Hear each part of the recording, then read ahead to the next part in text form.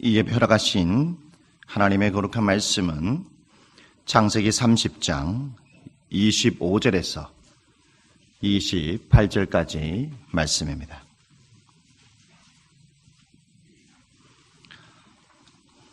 창세기 30장 25절에서 28절까지 말씀입니다.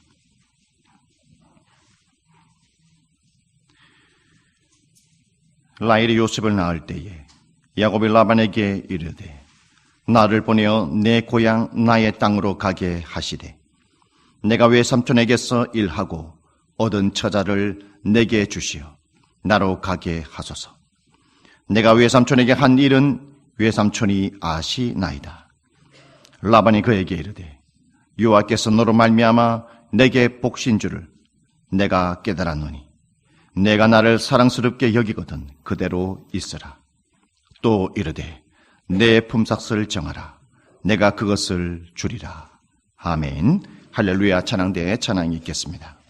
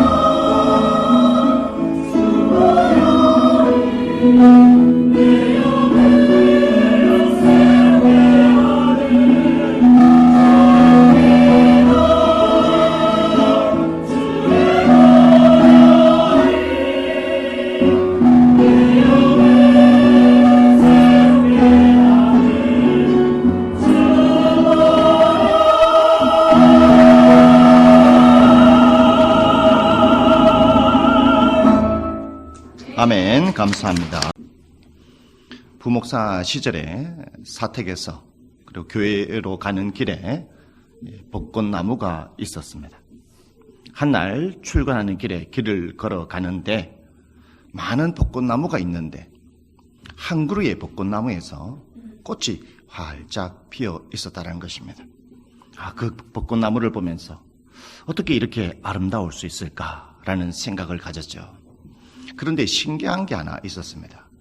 지금 벚꽃이 필 때가 아닌데 저 혼자만 벚꽃이 피어 있었던 것이었죠. 제 속으로 저러다가 갑자기 날씨가 추워져 영하로 떨어지게 되면 저 벚꽃나무는 얼어서 죽을 텐데, 이런 마음을 가지고 제가 길을 떠나게 되었습니다. 아니나 다를까 그 다음날 영하로 날씨가 추워져서 가보니까 벚꽃이 다 얼어서 죽어 있었다라는 것이죠. 어떻게 된 것인가? 제가 한번 벚꽃나무에 대해서 한번 이렇게 조사를 해보니까 나무도 건강한 나무가 있고 건강하지 않는 나무가 있다라는 것입니다.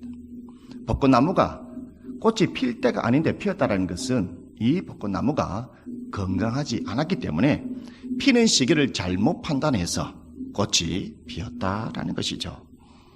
저와 여러분도 마찬가지입니다. 우리가 영적으로 건강하지 못하다면 하나님의 때를 잘못 판단해서 우리는 그르칠 때가 많이 있다라는 것입니다. 오늘 성경에 나타나는 야곱을 통해서도 우리는 그것을 잘 알 수 있습니다. 야곱은 처음에 형 에서를 피해서 떠날 때에 아버지와 어머니께 너는 외삼촌 라반의 집에 가서 아내를 반드시 얻어라, 이렇게 신신당부하고 길을 떠났다는 것입니다. 14년 동안 외삼촌 라반의 집에서 일을 하면서 두 아내를 얻게 되었죠. 이제 조기 목표를 달성했다는 것입니다. 두 아내를 얻고 조기 목표를 달성했기 때문에 이제 고향으로 돌아갈 때가 됐다, 하나님의 때가 됐다, 이렇게 생각했다는 것이죠. 그래서 야곱은 외삼촌 라반에게 찾아가서 이렇게 요구합니다. 삼촌, 이제 내 두 아내를 얻었기 때문에 처자와 함께 나의 자녀들과 함께 이제 길을 떠나서 나의 고향으로 돌아가게 해 주시옵소서, 이렇게 얘기하니까 외삼촌 라반의 반응이 어떠냐? 27절의 말씀을 보면 라반이 그에게 이르되 여호와께서 너로 말미암아 내게 복 주신 줄을 내가 깨달았노니 내가 나를 사랑스럽게 여기거든 그대로 있으라. 야곱은 삼촌이 허락할 줄 알았어요. 14년 동안 열심히 일을 했거든요. 그런데 외삼촌이 돌아가는 것을 반대했다는 것입니다. 그대로 있으라는 것이죠. 여러분, 이것을 통해서 우리가 무엇을 알 수 있을까요? 야곱이 고향으로 돌아간다는 것은 자기 생각이었다는 것입니다. 자기 때였다는 것입니다. 자신의 계획이었다는 것이죠. 하나님의 계획이 아니었고 하나님의 때가 아닌데 그가 고향으로 돌아가고자 했다라는 것입니다. 여러분, 우리가 이처럼 인생의 삶을 살아갈 때에 야곱과 같은 우리가 경험을 할 때가 많이 있습니다. 하나님의 때가 아닌데 나의 혈기가 앞서서 나의 감정이 앞서가지고 나의 행동이 앞서가지고 계획을 해서 하나님보다 먼저 앞서가다가 그 일을 그르칠 때가 얼마나 많이 있는 것을 알 수 있습니다. 우리가 이렇게 일을 진행하다가 어떠한 일을 그르치고 힘든 일을 만났을 때에, 장애물을 만났을 때에 우리는 하나님의 백성으로서의 어떻게 해야 되겠습니까? 그 방법은 다음과 같습니다. 우리가 일을 그르칠 때에 하나님의 사인을 기다려야 된다는 것이죠. 하나님의 사인을 귀 기울여야 된다는 것입니다. 하나님의 사인을 귀 기울인다. 하나님의 사인을 들어야 된다. 이것은 무엇이겠습니까? 하나님의 사인을 듣는다는 것은 하나님과 교제해야 한다는 것입니다. 하나님의 백성은 인생의 삶을 살아가면서 평소에 순간순간마다 하나님과 교제하는 삶을 살아가야 된다는 것입니다. 하나님과 교제한다는 것은 무엇이냐? 하나님의 백성으로서의 성경 말씀을 읽는 것입니다. 하나님의 말씀을 읽을 뿐만 아니라 그 말씀을 묵상한다는 것이죠. 생명의 삶이든지 하나님의 큐티를 통해서 하나님의 말씀을 묵상하면서 하나님과 교제하는 삶을 살아가야 된다는 것입니다. 하나님의 백성은 그것뿐만 아니라 우리에게 주어져 있는 공적인 예배 주일날 나와서 하나님 앞에 예배를 드려야 되고, 또한 새벽제단도 드려야 되고, 3일 있다가 우리 수요방 기도회도 드려야 되고, 그리고 금요 기도회처럼 우리는 끊임없이 예배와 통해서, 때로는 기도를 통해서 하나님과 교제하는 삶을 살아야 된다는 것입니다. 이렇게 우리가, 저와 여러분이 이렇게 하나님과 교제하는 삶을 살아갈 때에, 교제하는 삶을 포기하지 않을 때에 어떠한 일이 일어날까요? 하나님은 반드시 우리에게 사인을 보내고 우리에게 응답하시고 말씀하시는 하나님이라는 것을 알 수 있습니다. 우리가 교제하고 어떠한 문제를 가지고 우리가 기도하고 나아갈 때에 하나님께서는 우리에게 사인을 주시고 응답해 주시는데, 어떠한 방법으로 사인을 주시고 응답해 주시느냐? 그것은 첫 번째로 보면, 우리가 기도를 하고 우리가 예배를 드릴 때에 하나님은 우리에게 마음의 평안을 줄 때가 있어요. 정말로 마음의 평안을 주죠. 그게 응답이라는 것입니다. 우리가 열심히 정말로 기도하고 오랫동안 기도했는데 하나님이 아무 말씀이 없어요. 침묵해요. 여러분, 이것도 하나님의 응답일까요? 하나님의 사인일까요? 하나님의 사인입니다. 하나님의 응답이라는 것입니다. 침묵도, 하나님께서 아무 말씀하지 않는 것도 하나님의 응답이요, 하나님의 사인이라는 것입니다. 그 말은 떠나지 말라. 그 말은 그 일을 하지 말라라는 것입니다. 우리가 때로는 하나님 앞에 기도를 하는데 두려운 마음이 들어요. 무엇 때문일까요? 살아계신 하나님께서 너희 앞에 지금 큰 힘든 일이 있을 텐데, 네가 생각하는 것보다 더 큰 힘든 일이 있다. 그러니 지금보다 더 분발해서 더 많이 기도하고 그렇게 준비해라. 그런 하나님의 사인이라는 것이죠. 우리가 하나님 앞에 예배를 드리고 우리가 하나님 앞에 기도하며 나아갈 때에 때로는 하나님께서 환상을 보여줄 때가 있습니다. 때로는 꿈으로 보여주실 때가 있다는 것이죠. 그런데 신기한 것은 무엇인지 아십니까? 꿈으로도 환상으로도 어떤 말씀으로도 응답해 주지 않는데, 때로는 살아계신 하나님께서 예배를 통해서 말씀을 우리에게 주실 때가 있다는 것입니다. 때로는 큐티를 통해서 우리에게 응답하실 때가 있다는 것입니다. 때로는 성경 통독하면서 말씀하실 때가 있다는 것입니다. 그런데 때로는 사람을 통해서 우리에게 말씀할 때가 있다는 거예요. 나는 깨닫지 못했는데 어느 날 아무개가 와서 내게 무엇을 조언한다는 것입니다. 그런데 그 아무개가 조언하는 것이 정말 하나님의 뜻이었다는 것이죠. 오늘 성경을 보십시오. 오늘 야곱에게는 어떠한 하나님의 음성, 어떠한 하나님의 사인이 있죠. 외삼촌 라반을 통해서 하나님이 말씀하십니다. 야곱아, 지금 네가 떠나야 될 때가 아니다. 네가 지금 고향으로 돌아갈 때가 아니야. 이것을 살아계신 하나님이 외삼촌 라반을 통해서 말씀하고 있다는 것을 여러분 볼 수 있습니다. 여러분, 신기하지 않습니까? 여러분, 이렇게 우리가 인생의 삶을 살아가면서 하나님의 신앙생활을 하면서 이렇게 하나님의 음성을 주시고 답을 주시는데, 하나님께서 내게 말씀하셨을 때에 우리는 그 부분에 대해서 어떻게 반응해야 될까요? 하나님의 말씀하시면 당연히 우리는 순종해야 한다는 것입니다. 순종하는 것이 하나님의 백성으로서의 당연한 마땅한 의무라는 것이죠. 국제적인 성경 강사인 조이 도우스라는 사람은 하나님의 음성을 듣는 법이라는 저서의 책에서 다음과 같이 말을 하고 있습니다. 하나님의 음성을 듣기 위해서는 어떻게 해야 되느냐? 첫 번째, 우리가 하나님의 음성을 듣기 위해서는, 하나님의 사인을 알기 위해서는 첫 번째, 우리는 겸손해야만이 하나님의 음성을 들을 수 있다는 것입니다. 두 번째, 우리는 하나님 앞에 하나님을 믿어야 된다는 것이죠. 다른 말로 말하면 하나님을 신뢰할 때 하나님의 음성을 들을 수 있다는 것입니다. 세 번째는 무엇인가? 내 마음이 청결할 때에 하나님의 음성을 들을 수 있다는 것입니다. 우리가 겸손하고 하나님을 신뢰하고 마음이 청결한 것도 중요한데, 마지막 네 번째 가장 중요한 것은 무엇이냐? 내가 하나님 앞에 기도하면서 예배하면서 기다릴 줄 알아야만이 하나님의 음성을 듣는다는 것입니다. 우리는 왜 하나님의 음성을 듣지 못하느냐? 좀에 기도하면서 어려움을 만나면, 힘들면 그만 포기해버리고 기도하지 않고 하나님의 성전을 떠나버리기 때문에 하나님의 음성을 듣지 못한다는 것이죠. 그러므로 하나님이 잘못된 것이 아니라 내가 잘못했기 때문에 하나님의 음성을 듣지 못한다는 것을 여러분 꼭 기억하시길 바라겠습니다. 여러분, 기다리는 것이 중요합니다. 하나님의 음성을 듣는 부분에 기다리는 것이 중요한데 어떻게 기다려야 됩니까? 아무 일 하지 아니하고 그냥 빈둥빈둥 놀면서 우리가 기다려야 될까요? 아니라는 것입니다.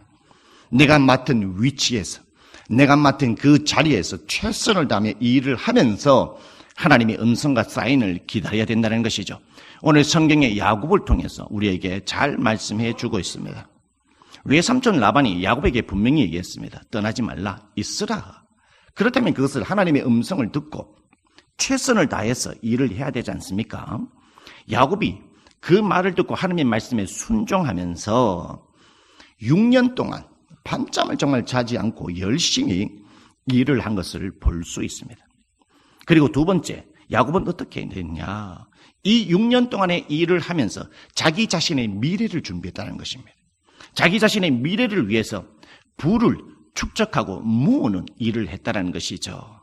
여러분, 우리가 기다릴 때, 우리가 신앙생활을 할 때 그냥 가만히 있으면 안 됩니다. 하나님 앞에 기도하면서 나의 능력, 나의 달란트, 나의 여러 가지 모든 능력의 역량들을 길러내는 일들을 준비해야 된다는 것을 알 수 있죠.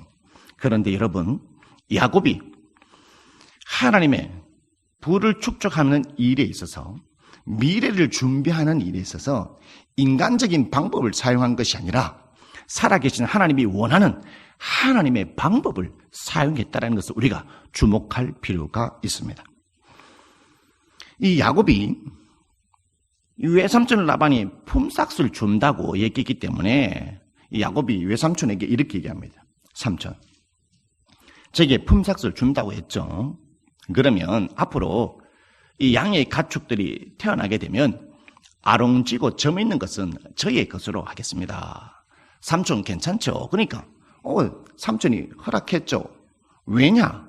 평소에 아롱지고 검 있고 점 있는 이 새끼가 태어날 확률이 거의 없습니다. 그런데 조카가 그렇게 얘기를 하니까 삼촌은 좋은 것이죠. 그래서 허락했다는 것입니다. 그래서 야곱은 어떻게 했냐? 야곱은 버드나무하고 살구나무하고 신풍나무의 가지를 꺾어다가 그 껍질을 다 벗기고 그 가지를 어디에 뒀냐면은 양들이 물구유에 물을 먹으러 올 때에 그 가지를 뒀어요. 근데 신기한 것은 양들이 물을 먹으러 올 때에 거기에 새끼를 베는 것입니다. 근데 새끼를 베고 다 놓게 되면 아롱지고 점 있고 검게 된 다 이런 것들만 새끼를 놓는다는 것이죠. 여러분 신기하지 않습니까? 창세기 30장 43절에 이런 말씀이 있습니다. 이에 그 사람이 매우 번창하여 양떼와 노비와 낙타와 나귀가 많았더라. 이것을 봤을 때에 하나님이 이 부를 축적한 부분에 있어서 야곱이 인간적인 방법을 사용하지 않았다라는 것을 어디에서 보면 아느냐? 그것은 창세기 31장 11절과 12절의 말씀에 보면 나타나고 있어요. 우리 한번 같이 읽어볼까요? 창세기 31장 11절과 12절 말씀에 보면 나타납니다. 시작. 꿈에 하나님의 사자가 내게 말씀하시기를 야곱아 하기로 내가 대답하기를 여기 있나이다 하며 이르시되 내 눈을 들어보라. 양떼를 탄 순양은 다 얼룩무늬 있는 것, 점이 있는 것과 아롱진 것이니라. 라반이 내게 행한 모든 것을 내가 보았노라. 아멘. 라반이 행한 모든 것을 내가 보았다. 무엇을 보았느냐?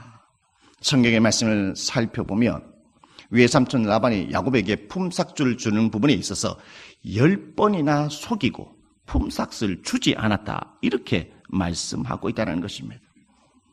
이 품삯, 야곱이 품삯을 받지 못하는 이 부분에 있어서 야곱은 너무나 억울했죠. 내가 정말로 밤잠을 자지 아니하고 이렇게 피땀을 흘려가면서 일을 하는데 외삼촌이 알아주지 않고 품삯을 주지 않으니까 너무 억울했다는 것입니다. 그런데 야곱은 이 문제를 해결하기 위해서, 나의 미래를 준비하기 위해서, 나의 재산을 준비하고 모으는 일에 있어서 인간적인 방법, 치사한 방법을 쓰지 않았다는 것입니다. 이 부분을 살아계신 하나님 앞에 맡기고 믿음으로 행했다는 것이죠. 그래서 살아계신 하나님이 그 야곱의 억울함을 다 갚아줬다라는 것을 오늘 성경을 통해서 우리에게 말씀하고 있습니다. 저와 여러분은 하나님의 방법을 가지고 하나님의 때를 기다리면서 기도하면서 여러분이 주어져 있는 하나님의 백성으로서 예배를 드리고 여러분의 기도하면서 신앙생활 열심히 하고 여러분의 가정이나 직장이나 여러분의 사업과 일터에서 그렇게 하나님의 때를 기다리고 하나님의 음성을 기다리고 사인을 기다리게 된다면 어떠한 일이 일어날까요? 오늘 야곱을 통해서 야곱에게 하나님의 2차 사인이 오는 것을 볼 수 있습니다. 하나님은 반드시 또 다른 음성, 또 다른 사인이 온다라는 것이죠. 오늘 야곱을 통해서 2차 사인이 오는데 두 종류의 사인이 오는 것을 볼 수 있습니다. 첫 번째 사인은 무슨 사인이냐? 라반의 가족들이 예전 같지가 않아요. 예전에 어떻게 했어요? 야곱이 고향으로 돌아가기를 원했잖아요. 나의 처자를 데리고 나의 고향으로 돌아가게 해주세요, 삼촌. 그러니까 외삼촌이 뭐라 했습니까? 야, 야곱아, 하나님께서 너와 함께 하셔서 내가 복 받았는데 있어라. 우리 가족이 얼마나 너를 사랑스러워하는데 그렇게 붙잡고 가지 못하도록 말렸지 않습니까? 근데 이제는 외삼촌부터 시작해가지고 아들 가족 다 야곱이 싫어졌다라는 거예요. 창세기 31장 1절에서 2절 말씀입니다. 한번 같이 한번 읽어볼까요? 창세기 31장 1절에서 2절 시작. 야곱이 라반의 아들들이 하는 말을 들은즉 야곱이 우리 아버지의 소유를 다 빼앗고 우리 아버지의 소유로 말미암아 이 모든 재물을 모았다 하는지라. 야곱이 라반의 안색을 본즉 자기에게 대하여 전과 같지 아니하더라. 야곱이 외삼촌을 보니까 안색이 예전만 같지 않다라는 거예요. 자기 자신이 모은 이 재산을 아들들이 야곱이 속여가지고 다 빼앗았다. 이러네요. 이러한 사인이 뭘까요? 하나님께서 이제 하나님의 때가 돼서 떠날 때가 됐다라는 것입니다. 살아계신 하나님은 아브라함과 어떤 약속을 했냐면 너희들이 타국에서 430년 동안 있다가 너희들이 그 애굽에서 나오게 될 것이라고 분명히 아브라함에게 약속했다라는 것입니다. 그러면 이스라엘 백성들이 애굽에 있을 때에 잘 먹고 잘 사고 잘 되고 잘 있잖아요. 그러면 그들이 하나님을 찾을까 안 찾을까요? 안 찾죠. 그래서 요셉이 국무총리로 있을 때에 이스라엘 백성들이 애굽에서 얼마나 잘 살았습니까? 그런데 어느 날 갑자기 왕이 바뀌고 난 다음부터 이스라엘 백성들이 갑자기 노예로 변형되게 됐죠. 노예가 되니까 어떻게 해요? 너무 힘들죠. 삶이 고달프습니다. 너무 힘들어요. 먹고 살기가 너무 힘들다는 것입니다. 그래서 이스라엘 백성들이 하나님 앞에 기도합니다. 하나님 도와주세요. 그러니까 하나님의 때에 누가 보냈어요? 하나님 때에 모세를 보냈다라는 것입니다. 그 말은 무엇이겠습니까? 이스라엘 백성들이 애굽에 있으면 안 된다는 것입니다. 떠날 때가 되었다는 것을 우리에게 말씀하고 있다는 것을 잘 알고 있습니다. 오늘 야곱도 마찬가지입니다. 가족들의 이제 반응이 달라요. 안색이 달라요.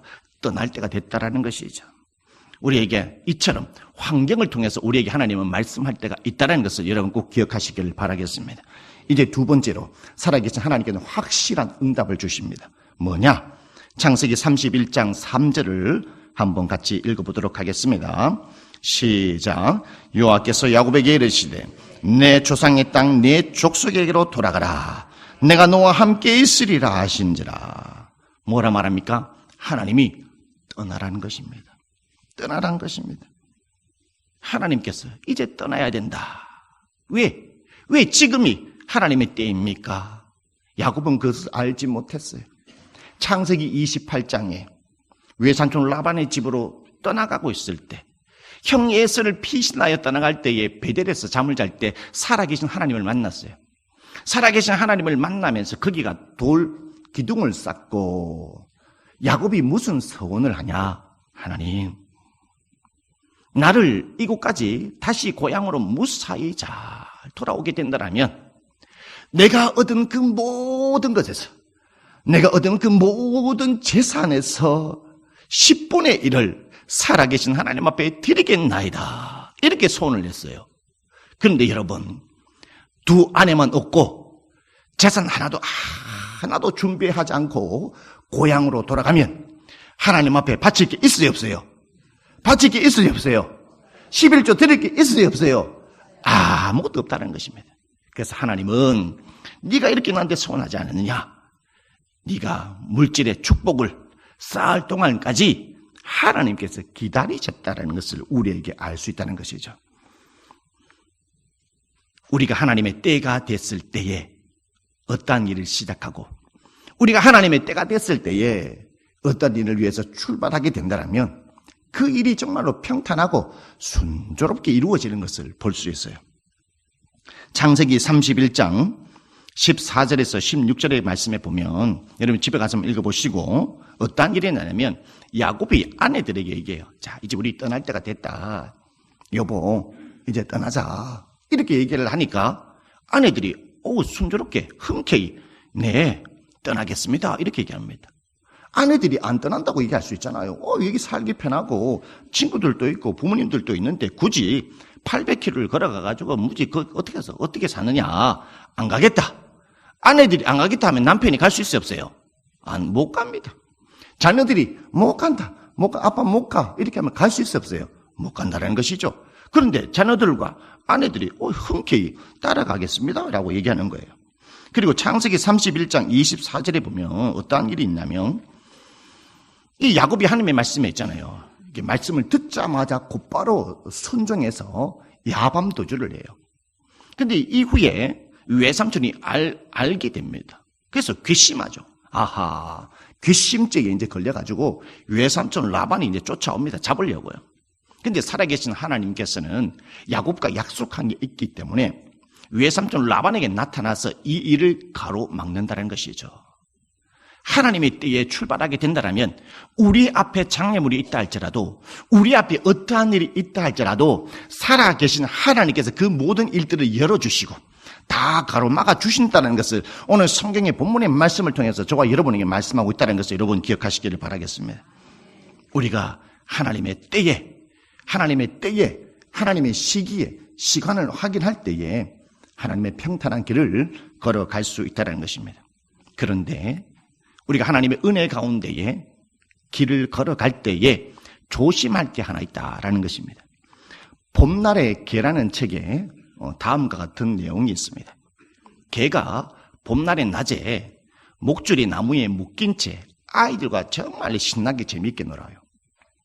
근데 밤만 되면은 개가 울어요. 또 낮에는 목줄이 묶여서 나무에 묶여가지고 신나게 아이들과 이렇게 노는데 밤만 되면 개가 우는 거예요, 슬프게. 그래서 물어봤죠. 야, 개야, 너는 낮에는 그렇게 즐겁게 신나게 아이들과 노는데 왜 밤만 되면 이렇게 슬프게 우느니? 물어보니까 개가 하는 말이, 나는 낮에도 열심히 저렇게 뛰어놀았는데 저녁에도 열심히 뛰어놀고 싶어. 그런데 목줄이 나무에 묶여 있어가지고 내가 뛰어놀 수가 없어. 그러면 너가 목줄을 풀고 뛰어놀면 되잖아. 이렇게 얘기해요. 그러니까 개가 하는 말이 있어요. 나는 오랫동안 목줄이 나무에 묶여져 있어서 그 목줄을 푸는 방법을 잊어버렸어. 이렇게 얘기했다라는 것입니다. 여러분, 저와 여러분에게 아마 이 이야기를 통해서 아주 좋고 아주 중요한 우리에게 교훈을 주는 것 같습니다. 오늘날 많은 그리스도인들이 어떠한 목줄에 묶여 있습니까? 안일함의 목줄에 묶여 있습니다. 때로는 편리함의 목줄에 묶여 있습니다.